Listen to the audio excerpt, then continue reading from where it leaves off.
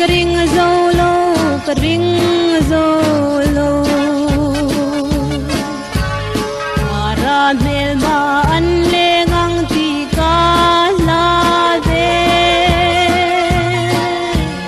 mintiam reilwa en tun kum chu oi oi oi oi oi oi valung lenga zaila me di ngai ba karamel ma anlengang tika lade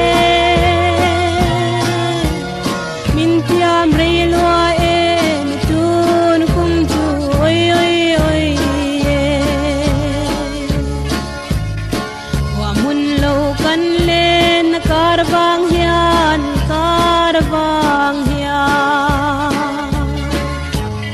di hui te khan min langai ve ta kang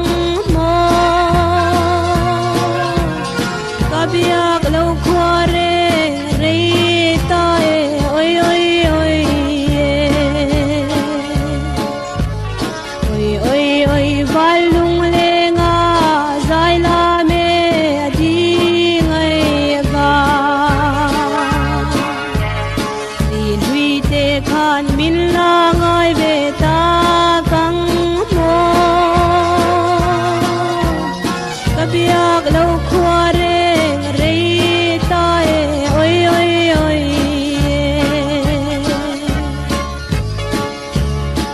sui chuan ke po aleng zuale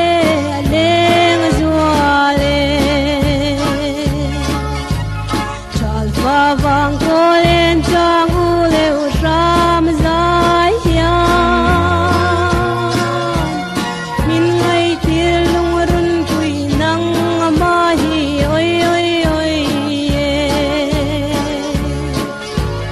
oi oi oi valung lenga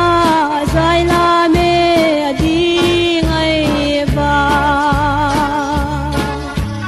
chal fa wang ko len chang u le u ram zai hian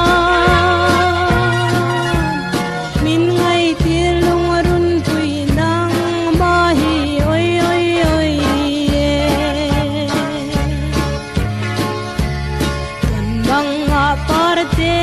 kalo mu che